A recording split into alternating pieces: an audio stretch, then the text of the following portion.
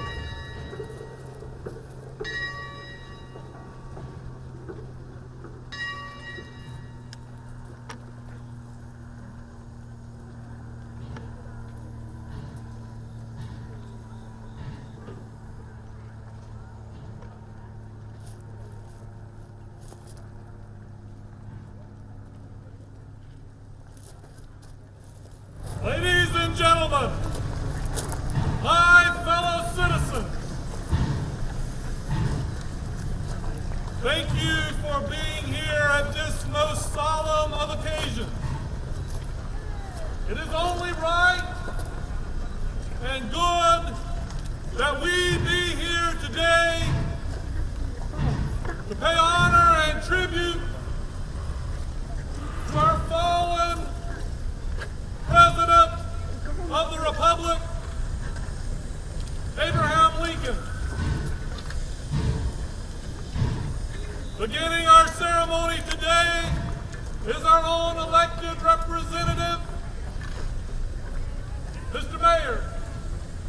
If you would bring welcome.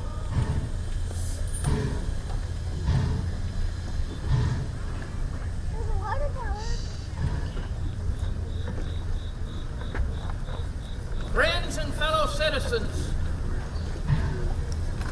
it is my sad duty as your representative to address you on this most solemn occasion. I do not know that I have the words to express the feelings that we all share. I am unable in my human condition to share thoughts that might assuage the deepest sorrow that we all feel. It was but a few days hence when the dawning of peace seemed to be blessing our war-weary republic. Victory crowned our arms at every turn. The enemy's strongholds fell in rapid succession to our forces. Then, without warning, our jubilation turned to sorrow. Our exultation turned to deepest grief. When our chieftain was struck down by the bullet fired by a vile assassin in the moment of victory. Take note of these soldiers before us. And remember those of your own families and our friends in our community who once stood with them.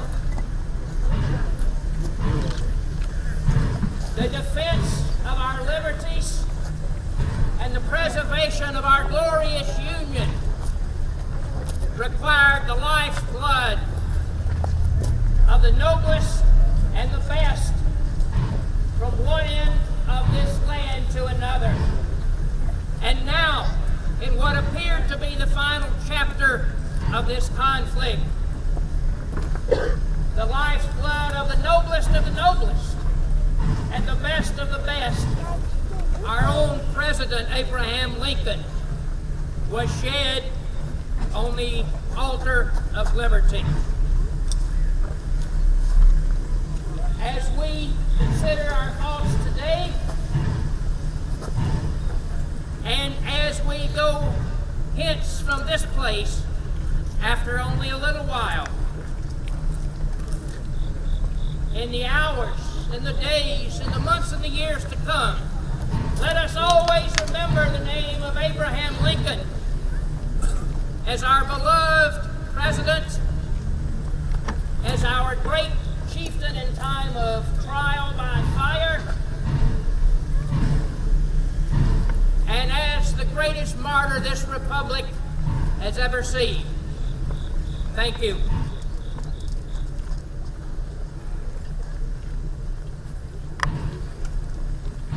And now, coming to us from his post as chaplain to the United States Senate and as the minister of the New York Avenue Presbyterian Church in the capital city, I present the Reverend Dr. Phineas Dinsmore Gurley. I greet you, ladies and gentlemen, on a sad occasion of our President's death and passing.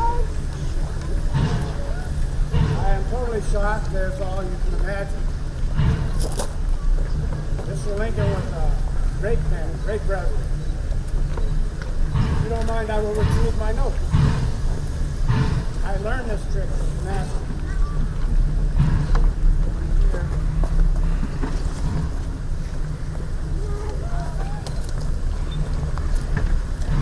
There have been many gunshots in American history. April 19, 1775, the shot was fired. It was known as a shot that was heard around the world. That brought on the Revolutionary War and began America. After President died. The next shot I recall was April 12, 1861. The Civil War began. The shots were fired on Fort Sumter. The next shot was April 14, 1865. Just a few weeks ago. Devastated by the congregation. We were used to seeing this long, tall, lanky man with a beard whose clothes didn't seem to fit as he walked through the door of my church. We would attend service as much as possible as we would allow it. We would sit in my office on the mid services. We would listen to those preachers. We'd love to hear the gospel. What is the gospel? The gospel is the testimony of Jesus Christ's death and resurrection on our behalf. That is what I preach. I can only represent Christ. Even though I'm a pastor of New York Avenue Presbyterian Church. I'm a Presbyterian. But above that, I am a Christian. And I represent Christ.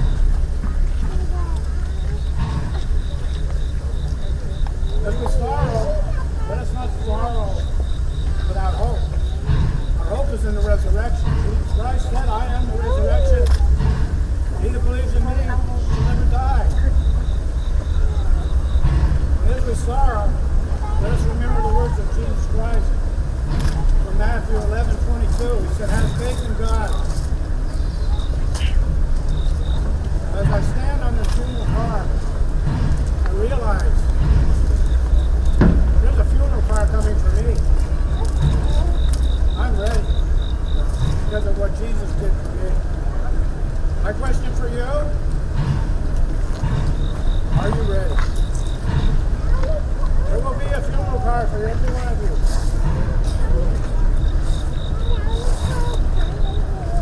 So the gospel is very important to understand. We have all failed God. That's why Christ came. Died for our sins. Rose again. All on my behalf. Glory to God. That's where we place our faith.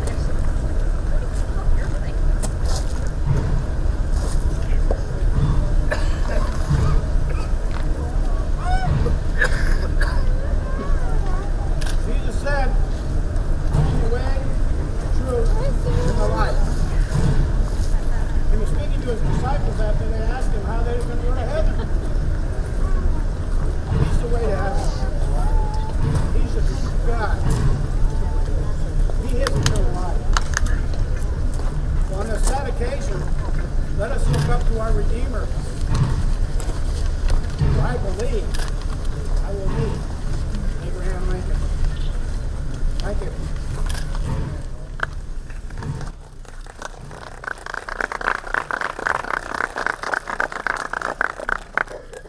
Our final speaker is the Reverend Albert Hale of the Second Presbyterian Church of Springfield, Illinois, and a close associate of our fallen president.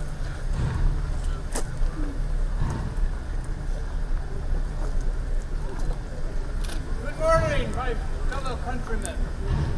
Being a close friend of our late president, I spent many an evening in his home in Springfield discussing his thoughts on what might happen once he is inaugurated as President of these United States. I supported his efforts. One of 23 ministers in Springfield, there were only 3 of us that supported his abolitionist views. I spent time with Reverend Beecher. It was with sad heart that I saw Lincoln leave to go to Washington. We had no idea what was coming with the storm of Civil War. He led us through the war with unfaltering leadership and sincerity, and even at the eve of the end of this war, in his second inaugural address, he wanted to reunite this nation, realizing that Northerners and Southerners were all American.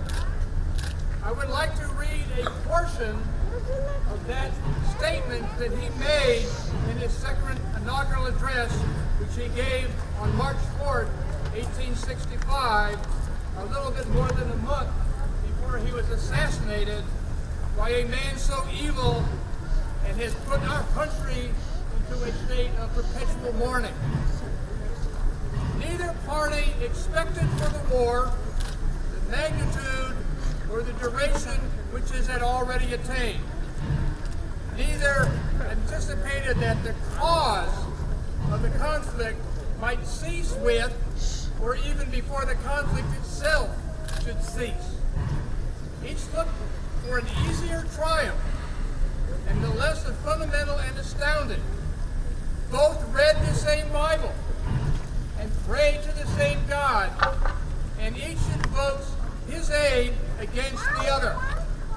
It may seem strange that many men should dare to ask a God assistance in wringing their bread from the sweat of other men's faces, but let us judge not, that we be not judged. The prayers of both could not be answered. That of neither has been answered fully. The Almighty has his own purposes. Thank you.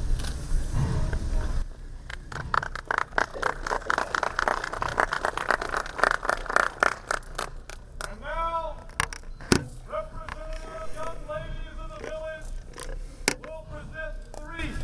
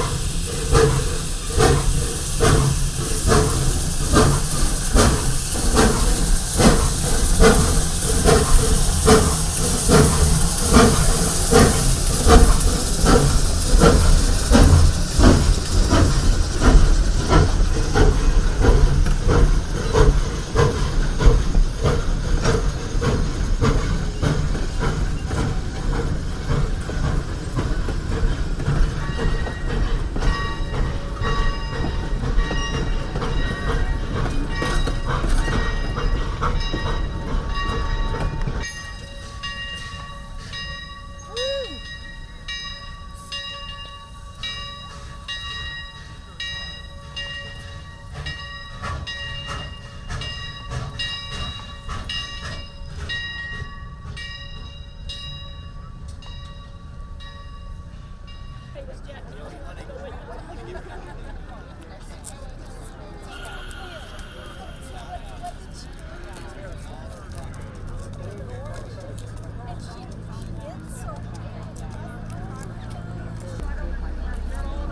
don't know. We just had to fix the level here, overhaul. And I worked on it. Now, I don't know a thing about welding. If they get that green pipe, they put it in that hole. So that's the kind of work I do.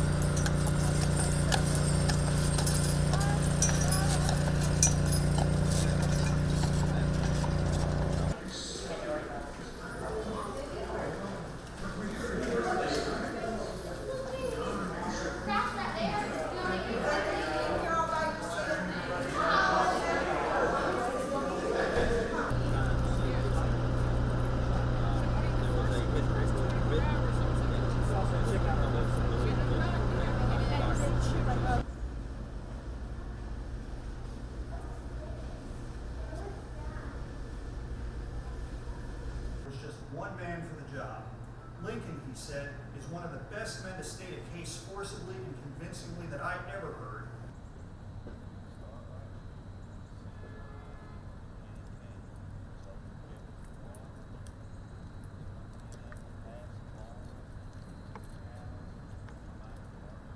Company, fire back, company.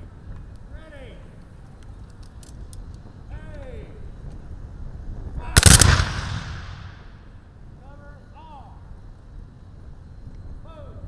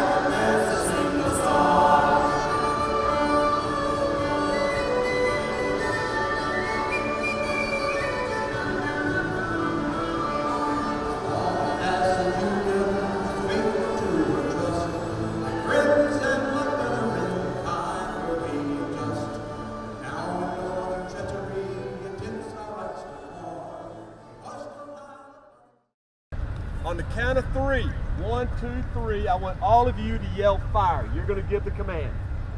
You ready? 1, 2, 3. Fire! Cease fire, secure to peace.